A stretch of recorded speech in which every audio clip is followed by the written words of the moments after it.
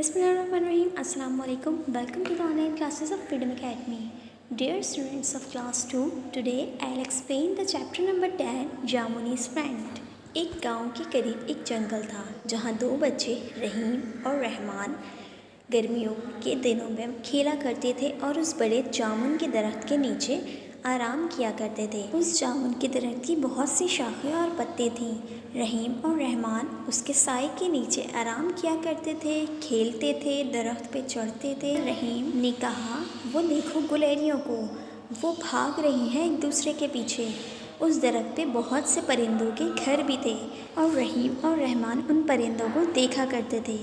हर साल उस दरख्त पे पर्पल जामुन लदे हुए होते थे जिन्हें वो कलेक्ट करते थे अपने लिए और अपनी फैमिली के लिए, और उन्होंने उस दरख्त का नाम जामुनी रखा था, मतलब पर्पल वन। एक दफ़ा रहीम और रहमान ने देखा कि तीन आदमी करीम चचा की चाय की दुकान पे खड़े हुए कुल्हाड़ी लिए हुए पूछ रहे थे करीम चचा से कि जंगल कहाँ है, और रास्ता मालूम होते ही वो लोग जंगल की तरफ चले गए।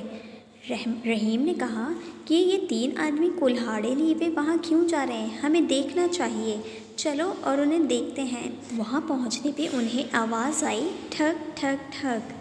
वो अजनबी उन दरख्तों को काट रहे थे। रहीम और रहमान ज़ोर से चिल्लाए, रुक जाओ, तुम लोग ये दरख्त क्यों काट रहे हो? मैंने गुस्से में कहा, जाओ यहाँ से, हमें तंग नहीं करो। रहीम और रहमान को दरख्त कटते देख के बिल्कुल अच्छा नहीं लगा और बहुत जल्द जामुनी की भी बारी आने वाली थी, तो वो लोग फ़ौरन से टीचर के पास गए उनकी हेल्प लेने के लिए, टीचर के घर। तो उन्होंने टीचर को जब सारी स्टोरी बताई तो टीचर ने स्कूल की बेल रिंग की और सारे विलेजर्स परेशान हो गए कि आज तो छुट्टी है, आज फिर स्कूल की बेल रिंग हुई। उन्होंने जब वहाँ जाकर देखा जल्दी जल्दी तो वहाँ जाके पता चला कि ये माजरा हुआ है। तो उन गाँव वालों को बहुत गुस्सा आया और वो लोग रहीम और रहमान के पीछे फॉरेस्ट की तरफ चले गए। वो तीन आदमी जामुनी को काटने ही वाले थे कि सारे गांव वाले चिल्लाए, रुक जाओ, दरख्त को हाथ नहीं लगाना।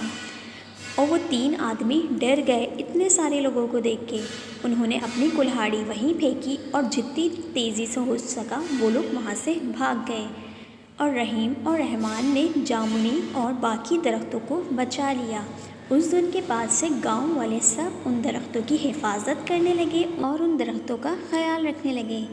तो बच्चों, दरख्त सिर्फ हमें फल या फूल नहीं देते, वो हमें आराम करने के लिए साया और ताज़ा हवा भी देते हैं। और इनके अलावा जो फैक्ट्रीज से गंदी जहरीली गैस होती हैं उन्हें भी अपने अंदर एब्जॉर्ब करके हमें साफ़ सुथरी हवा मुहैया करते हैं। तो हमें चाहिए कि हम अपने दरख्तों के लिए कॉन्शियस हो जाएं और उनका बहुत ख्याल रखें और नए नए दरख्त भी लगाएं।